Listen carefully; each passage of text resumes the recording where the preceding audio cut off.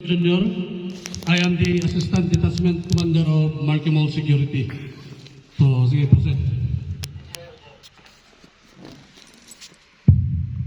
So, our objective for this seminar is to be aware of the common mall crimes and their respective modus operandi, and to identify suspicious-looking persons through their actions and behavior.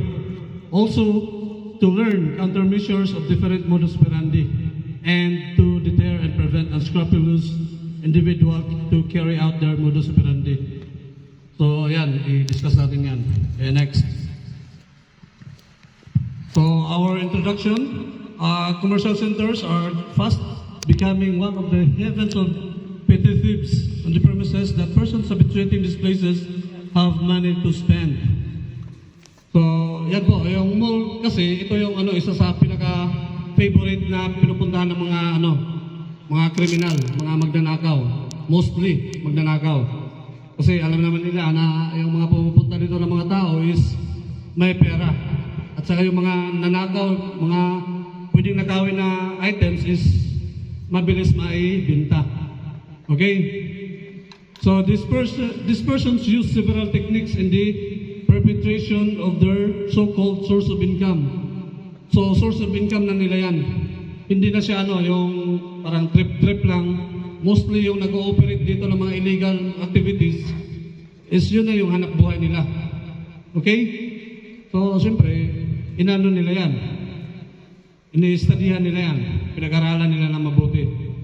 So, source of income through subtle methods to active methods and are capable to create the opportunity for them to execute their illegal activities.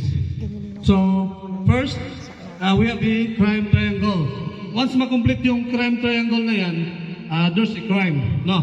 Pero kung tatanggalin daw natin yung isa, sa crime triangle is there opportunity, desire, and ability. So, kung tatanggalin daw natin yung opportunity, although may desire siya, may plano siya na magnakaw, or may capability siya, may talent siya sa pagnanakaw, pero wala siyang chance. Hindi natin siya binigyan ng chance.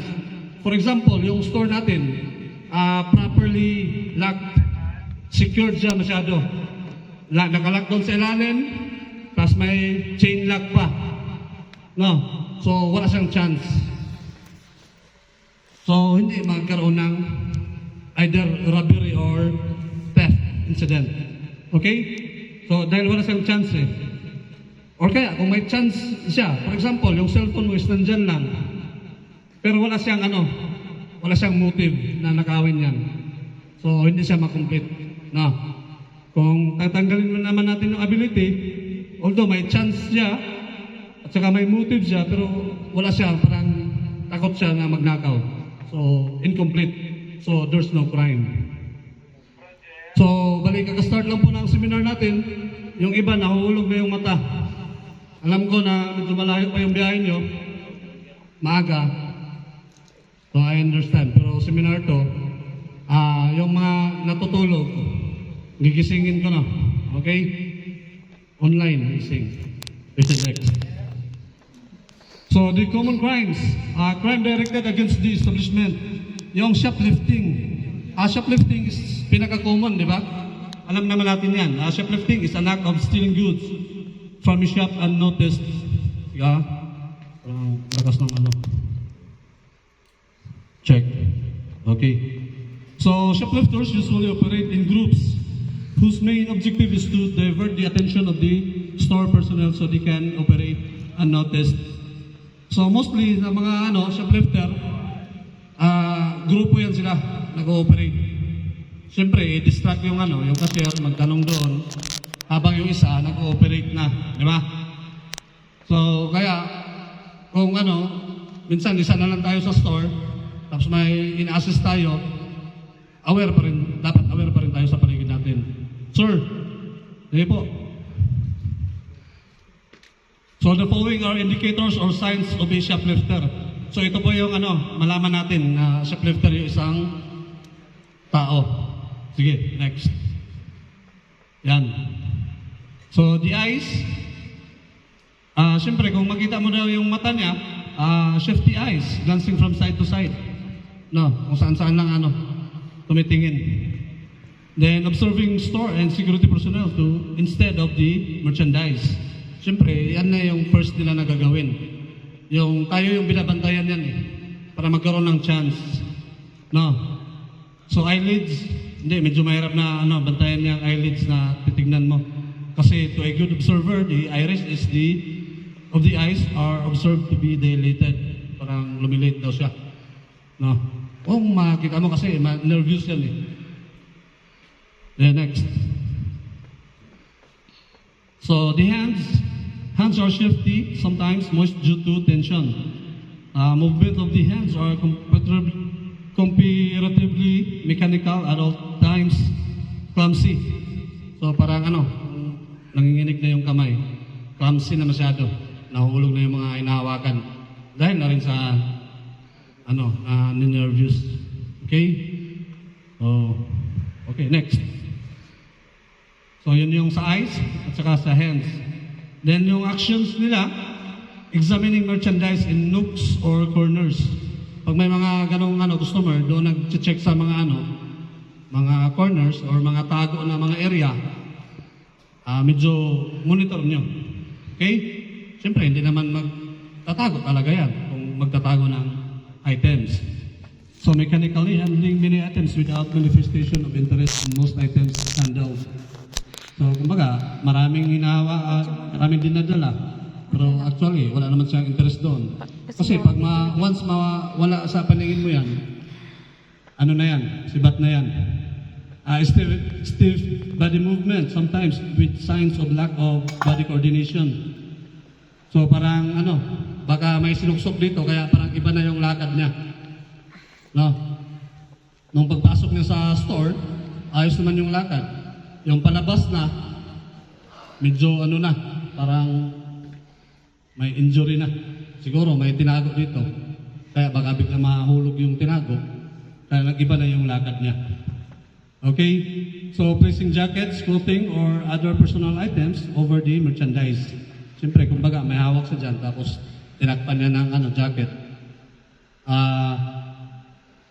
Yan? Parang minamagic ka ba? And unusual amount of perspiration even inside air-conditioned and ventilated stores. Kumbaga, pinapawisan siya at malamig naman yung store. Now, kasi siyempre, nervous yan. Unusual limping or stooping to conceal the balls caused from hidden merchandise. Parang na yan, connected na yan doon sa stiff body movement. Now, so pag mga ganong kasi yung iba kasi, ako dati sa Manila pa ako na-assign, supermarket, Intel ako doon, marami din ako nahuli ng mga shoplifter. Yung mga gatas na sinusuksok lang yan dito. So kumbaga, matingnan mo siya, iba na yung lakad niya kasi iniipit niya dito sa gitna eh. Okay, dito. So parang siya, parang injury na siya, limping. Okay? So yan, titignan din natin yung mga actions nila. So yan, the eyes, yung kamay, saka yung actions. Okay? Next. At saka sa clothing. So, kanya-kanya naman tayo ng fashion, di ba? Hello, good morning, ma'am. Welcome to Marky Mall. So, the clothing. Kanya-kanya naman tayo ng fashion, di ba? Pero loose or bulging, unreasonable or out of season clothing or attire. Kumbaga, mainit. Tag-init. Pero yung suot niya is napaka malaking jacket. Okay? Sure. Usok. So, jacket coats draped over shoulder, waist, or arm. Special effects such as attempt to look pregnant. So, yung look pregnant is napaka-common na yan na style sa shoplifting. Kumbaga,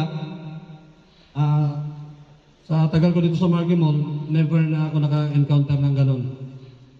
Pero way back mga 2005, doon sa ako sa Manila, naka-encounter kami ng mga pregnant na modus.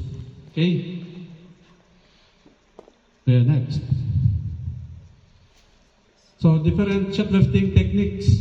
So, yung price tag switching pala is considered as shoplifting. Now, so price tag switching, the price tag of a cheaper item is transferred to a more expensive item and is paid based on the lower price tag. Although, parang ganyan. Yung mga cashier kasi ngayon, double check na talaga yung item. Kung ano yung ano dyan. Kaya ano yung laman ng item. So, yung mga mga nakatulog, lalapitan ko na lang, tapos tatanungin ko na lang. Hindi ko na sabihin na, gising. Tanungin ko na lang kung ano yung na-mention ko dito sa ano. Okay? So, umaga, nakatingin ako dito, ganun na yan eh. Although hindi ko makita yung yung mata, yung the eyes, pero yung action niya, makita ko. So, yan yung sa price tag switching. Use of large shopping bags. So, stolen goods are mixed or hidden underneath the original or legitimately purchased items inside the shopping bag. This is usually carried out if the store allows hand-carried items to be brought inside the store. Some even bring in bags complete with receipts and stapled, which you could mistaken as previous purchases already or paid for. So, mostly naman sa mga store ngayon, yung hand-carry na mga bags is pwede na ipasok, di ba? Hindi na iniiwan, wala nang counter, baggage counter. Mostly. Na? Then, yung sa sinong H&M dito? Meron? Wala. So, kasi yung mga shoplifter kasi may dala yung bag. Tapos yung bag, nakapaikot yan, rubber siya. So, yung na-encounter namin na shoplifter, marami siyang damit na nilabas. Malaki yung bag niya eh. So, yung paglabas niya, yung pagdaan doon sa walk-through security, di ba may doon, beeping, beep, beep, beep. Parang gaganon. Lusot na sana. Kaso yung isang t-shirt, nakabitay pa yung may bulitas yan eh. Yung parang bilog na white. Naka-attach doon sa pantalon or t-shirt. Pag hindi mo pa nabayaran. Nakalabas doon yung isa. Kaya yung paglabas niya, tumunog. So na-alarm yung security. Pero tumakbo pa siya. Pero huli pa rin siya. Siyempre huli, kulong pa rin. So, yun yung niya, sa bag niya. Kasi kumbaga, yung detector nun is, pag may mga rubber, bounce lang ba? Okay? Then, use of dummy packages. Yan. What usually appears to be a sealed box or gift wrap box is actually empty. Yan, medyo wala yan. Hindi ko naka-encounter ng ganun. Use of oversized clothing. Yan. Paborito talaga nila yan. This entire age, shoplifters to conceal some of the items. Some of these clothing may have secret pockets or are provided with hooks or to carry out stolen items. So remember that shoplifters have trained themselves to crouch walk with stolen items between their legs. So yung na-mention ko kanina, yung sinuksok lang dito sa gitna ng legs niya. Yung mga ilang kilo yun, isang lata na gatas. So, or kaya, kahit yung mga pantalon, yung suksok lang yan dito eh. Kasi suot niya is parang hip-hop. Malaki yung yung pantalon niya. So, pagdating doon sa pagpasok sa, o kaya sa tago na area, suksok niya doon. So, paglakad niya, kasi nitrain na yung nila eh, paano paglakad ng normal eh. Di ba? So, use of thick hollowed out books to hide stolen items. Container switch technique.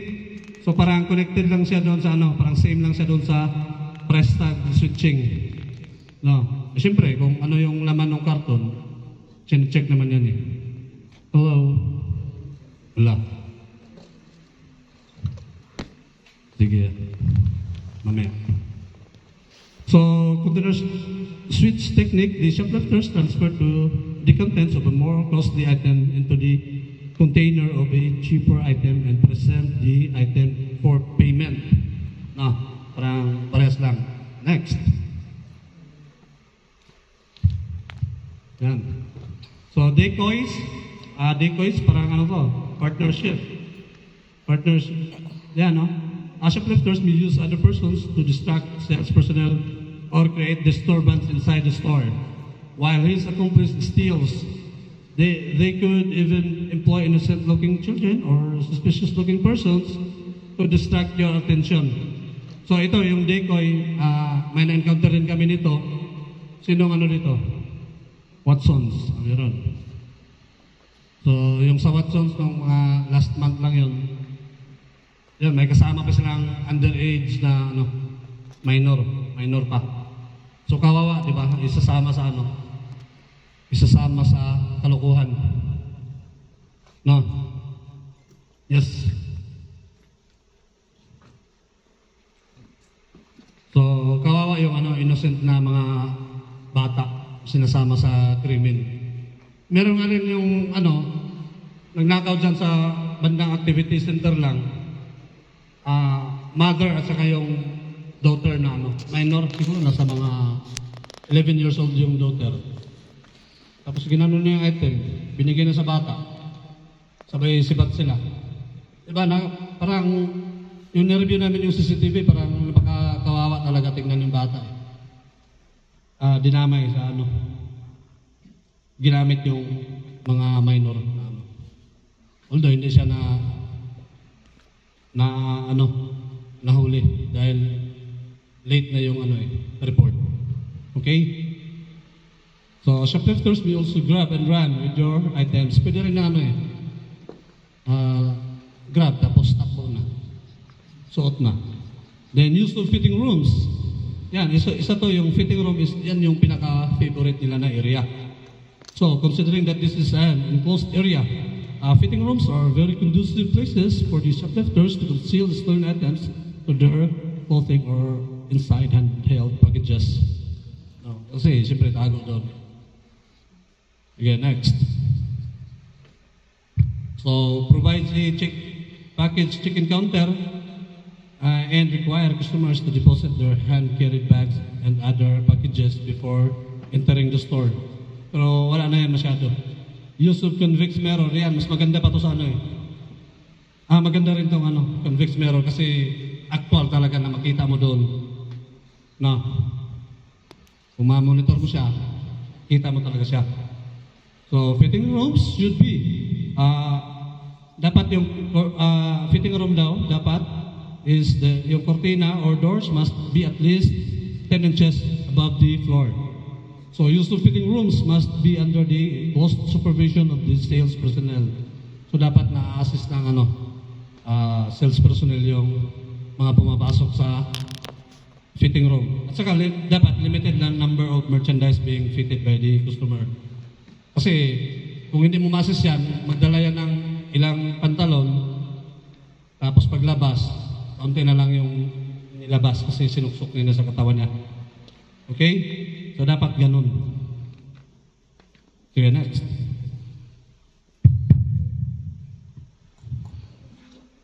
So, apprehending personnel must be fully briefed on the legal and proper procedures to prevent claims on illegal arrest by the suspect. So, dapat na briefing na yung nakahuli niyan. Dapat hindi natin sasaktan. May na-encounter kami dati, nahuli na shoplifter. Pagdating sa security office, yung i-turnover na namin sa police, palabas na kami ng pinto. Per exit, sa security office. Humabol yung manager. Sinuntok niya yung suspect dito. Sabi ko, hindi. Wait lang muna, sir. Walang ganun. So, ipa-medical muna namin to, saka namin i-turnover. Ikaw, record ka namin na sinuntok mo siya. Kasi, siyempre sa amin yung bagsak noon eh.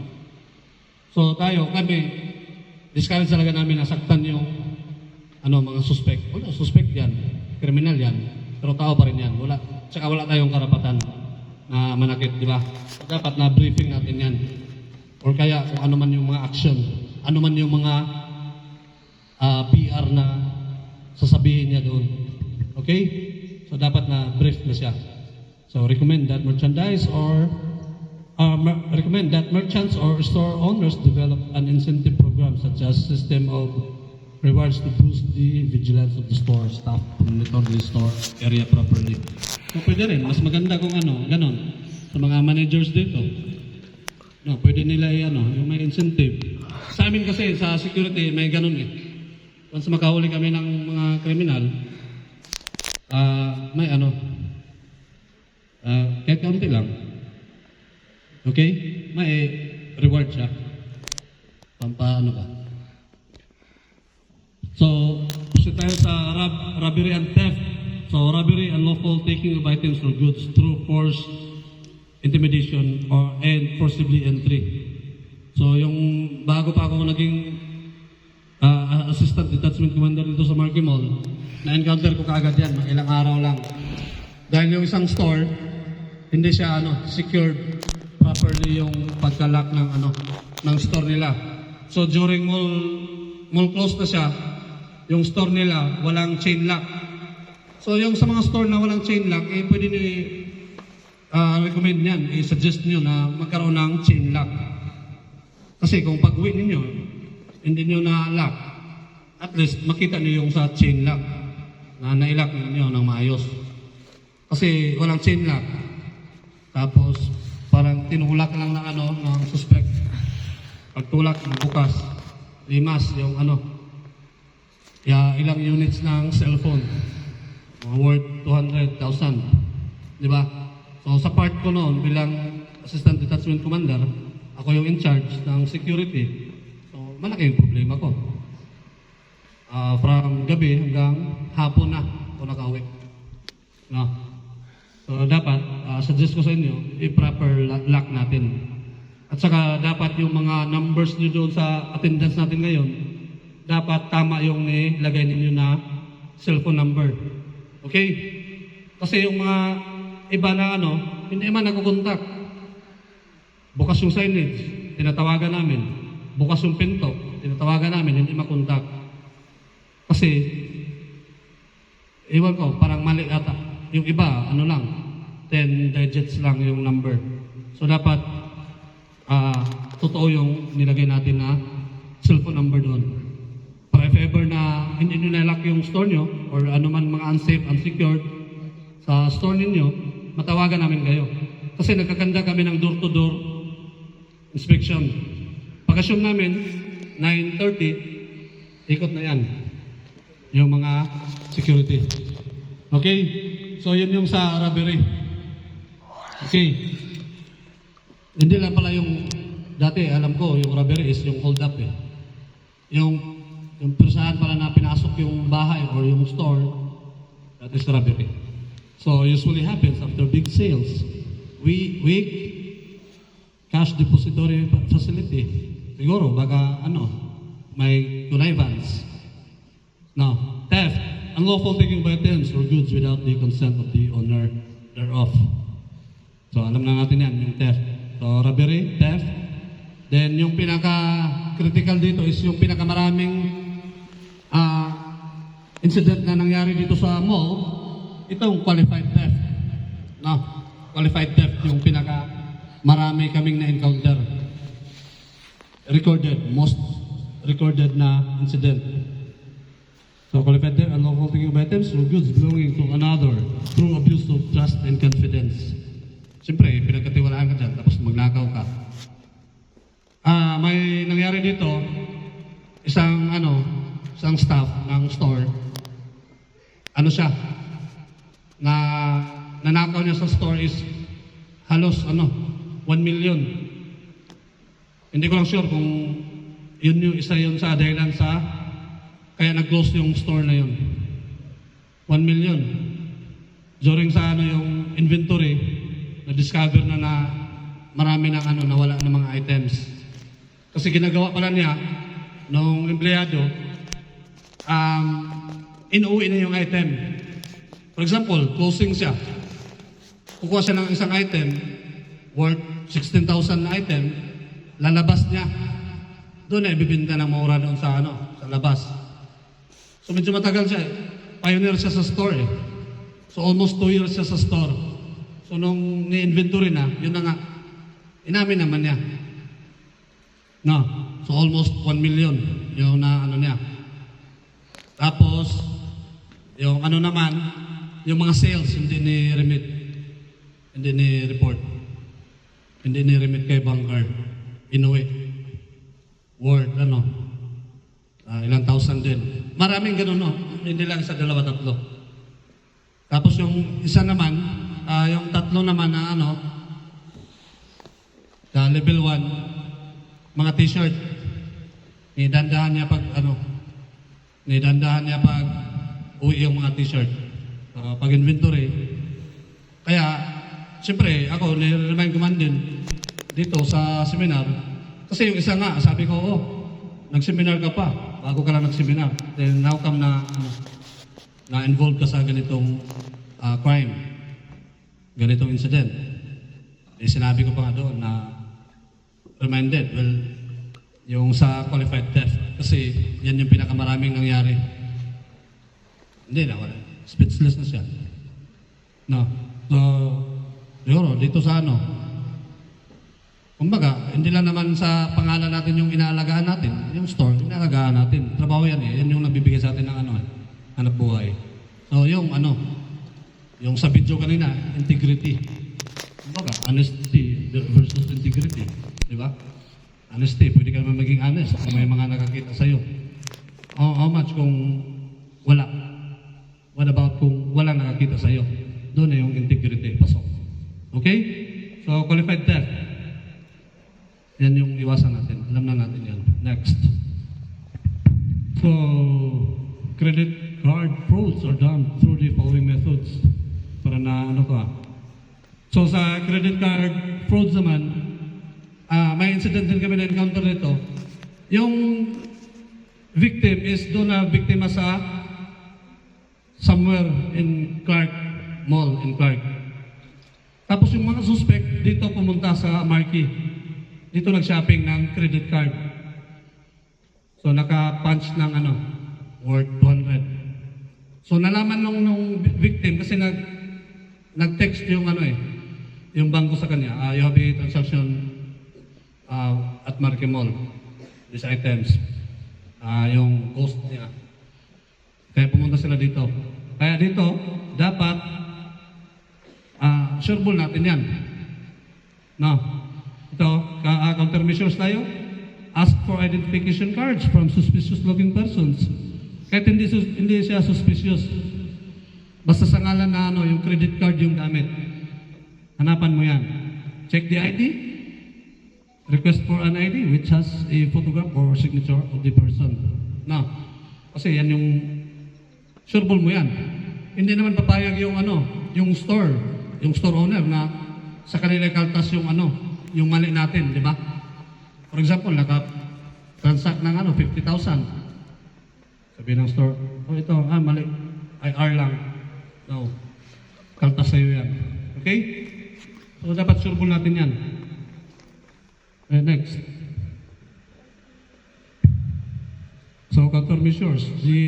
Carefully observe if the card holders have difficulty in affixing their signature. So, yan. Check mo rin yan. Yung check mo rin yung sagutin mo. Okay? Look at the expiration date of the credit card. So, no sale should be made without the necessary verification procedures. Then sa quick change scam, cashiers are the most common victims of this scam using two methods. So, quick change scam na. Yung pagsukli mo na mabilis yung kamay niyan eh. Excuse lang.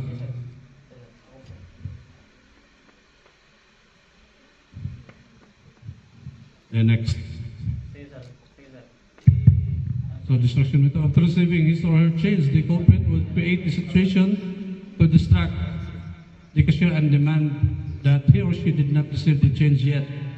In most cases, the culprit would spill out a rehearsed monologue to further confuse the cashier and cost the same to hand him or her the change on you.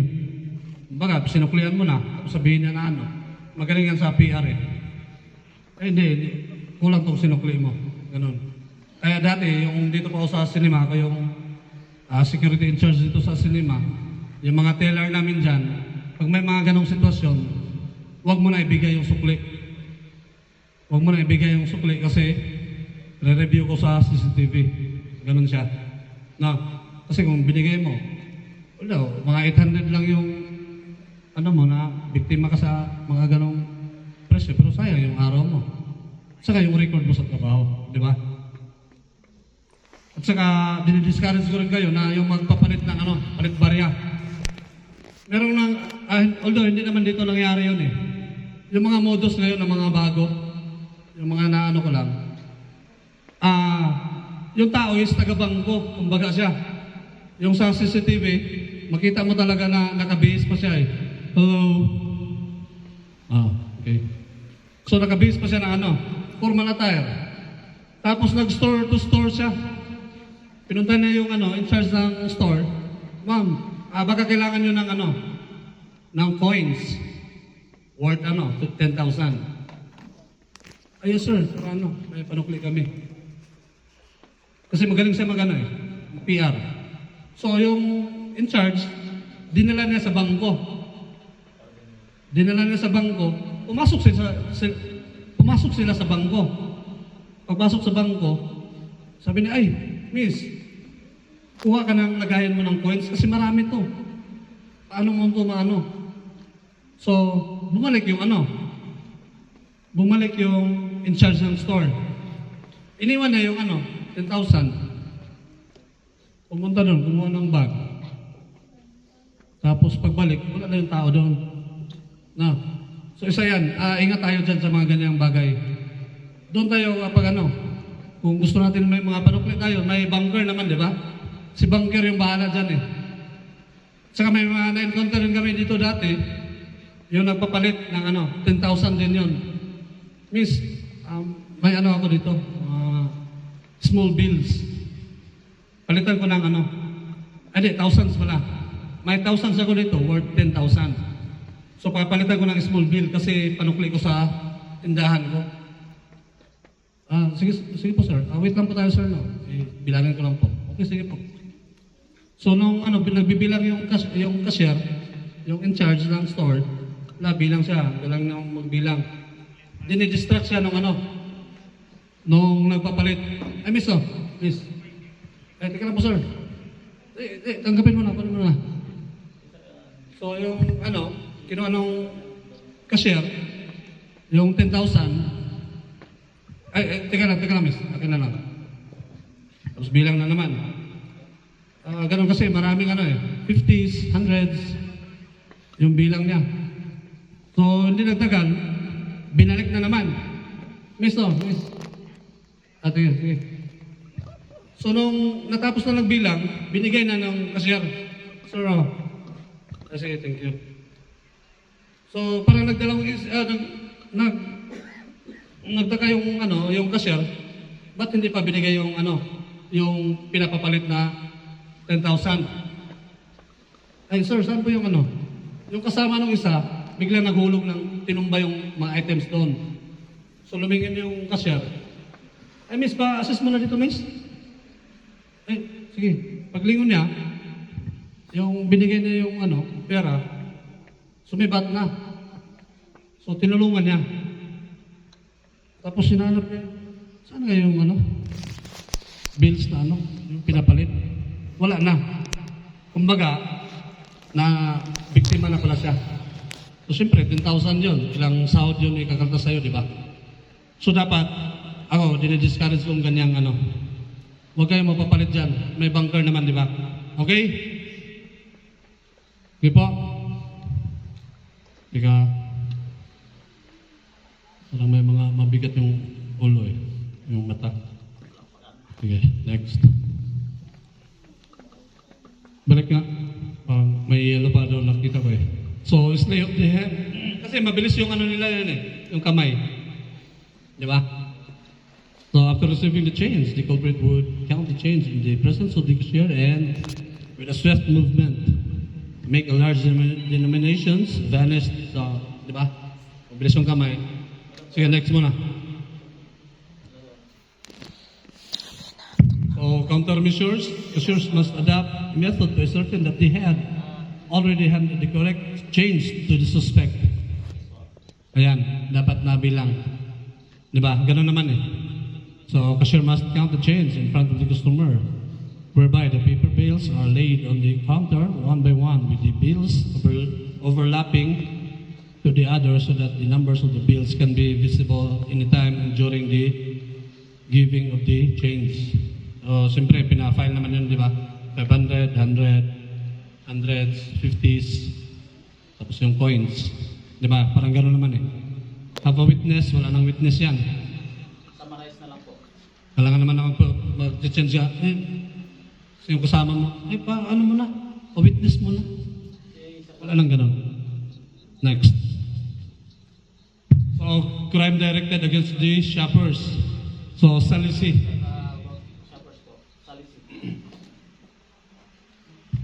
So, salisi, the perpetrator would usually wait for the victim to loosen his or her awareness of the items that they are carrying, such as handbags or cellular phones, and even items newly purchased. And as this happens, the culprit would take hold of the said items and leave the area unnoticed by the victim. So, ito sa lisi, marami rin yung na biktima dito sa mga empleyado. Yung cellphone nila, nilagay lang dyan sa counter. Pumasok yung sungak na suspect, kinuha yung yung cellphone, makas. May ilang sandali, report doon sa security office. Umiiyak. Nawala daw yung cellphone niya. Yung iba pa nga, kasalanan daw ng security. So tayo, sa atin yung safety is sa atin yan nag-start, di ba? Okay? So yan, dinidiscourage ko yan yung yung mga gamit nila, wag niyo ilagay sa mga counter lang nandyan. Dito, maraming video dito. Mamaya, i-play natin. Para, makita niyo. Para hindi tayo kumpiyansa. Okay? Tapos yung salisi, lang yan eh. May na-encounter kami dyan, isang foreigner. Ito, palagi ko itong sinasabi. Isang foreigner, nandun sa restaurant. Tapos yung nakaupo na yung customer, nandun na sa loob. Yung bag niya, nandyan lang sa baba, dito sa side, sa floor.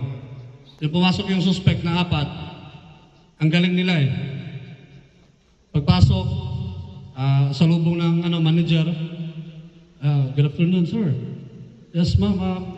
Saan po yung nila? Guest room. Dito po tayo, sir. Sige, kasi may nihintay kami. Paserve lang muna ng water. Tapos yung isa, sir, ano po sa kanila? Hindi, kasama namin yun. Kinausap. Tapos yung isa, binangga yung foreigner. Kasi 4 sila eh. Binangga yung foreigner, kinuha yung atensyon, paglingon ng foreigner, yung isa, kinuha yung bag. So, lahat sila may mga trabaho. Labas ka agad. So, yung during sa operation nila, hindi man naabutan ng 3 minutes, napakabilis. Although hindi naman tayo yung naging biktima, yung natin, customer natin. Pero yung problema dyan, yung pag-handle ng sitwasyon. Kasi siyempre, nung na-discover na mga almost 30 minutes pa, saka na 20 minutes, sa kanya na-discover na wala na yung bag niya. Doon na nagwawala na. Yung passport niya, mga dollars, wallet, mga ATM, ng foreigner. Yun, tangay na ng mga suspect. So, medyo matagal pa yung nung na-report sa security. Ako yung in charge nung time na yun eh. So, nagwawala na. Ngayon, tumawag sa security, so pumunta ako doon. Tapos yung mahirap pa dyan, sige po ma'am, sir, review po natin yung CCTV. Sir, hindi po natin pwede review yung CCTV. Uy, paano yan? Para baka may pa tayo, may chance pa tayo mahabol natin yung suspect. No, baka nandyan pa lang. Kahit sa perimeter, pwede namin masundan yan eh. Kaso, ayaw pa magbigay ng, ayaw pa ipakita yung CCTV. So, wala. Hello?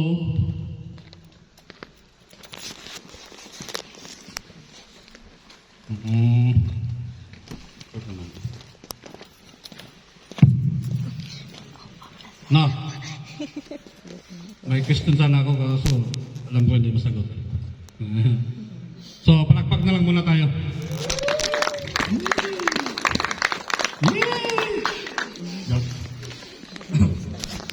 So, dapat, pag may na-report kayo, prepare ka agad yung CCTV para yung action taken natin. Okay? Kasi yung iba kasi, sir, wala kami password niyan. Nandun pa sa ano. Gaya nung yung ako yung in charge nung last week. Nag-report na may shoplifting sa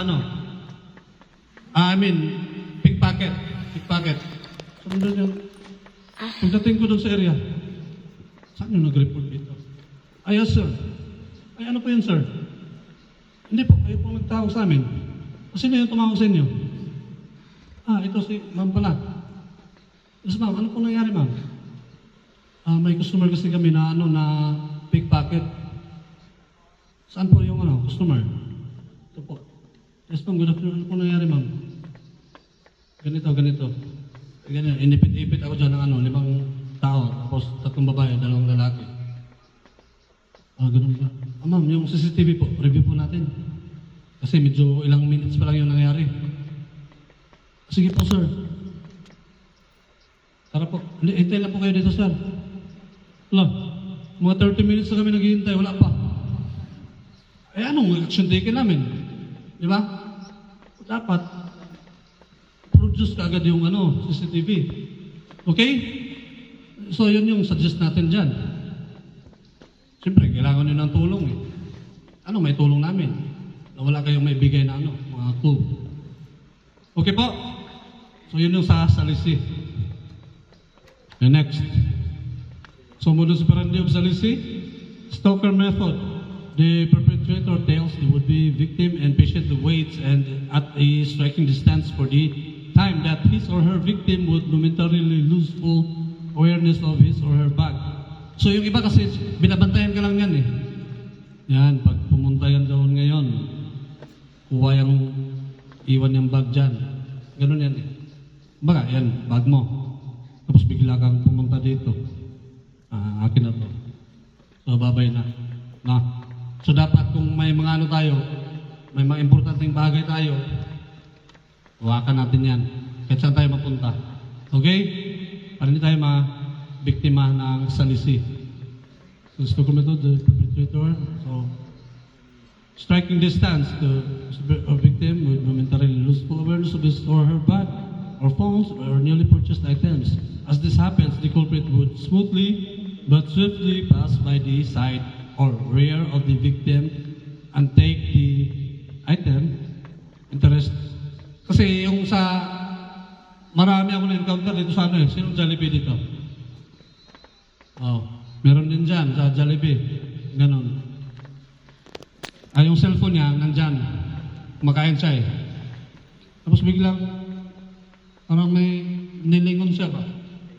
Yun, kuha na kaagad. So yun yung salisi. Okay? Spotting method. The perpetrators will roam store to store looking for any possible target or victim. Siyempre, titingin lang yan dyan. Waiting ba? Okay? And next. So, counter-surveillance technique. Look for the customers with handheld items which are valuable handheld and bags that cost considerably above or average or well-dressed persons. Kahit hindi na ganun eh. Pag may customer ka dyan na may dalang item, pwede mo remind yan. Ma'am, sir, yung bag po natin, huwag po natin iwan-iwan. Basta-basta. Okay? Observe if someone is stealing this potential victim. If so, conduct surveillance on the person stealing the potential victim and observe. Pwede ito sa mga security. Yan, pattern talaga sa amin yan. Na ganun. Pero sa inyo, na busy kayo dyan sa area, siguro, yung first thing na maganda na gawin is yung ma-advise nyo yung customer na huwag basta-basta mag-iwan ng Okay? So at the moment that the potential victim would be in a situation for salicy, either wait for the suspect to make his or her move and prepare to arrest the same, or make yourself visible by walking near the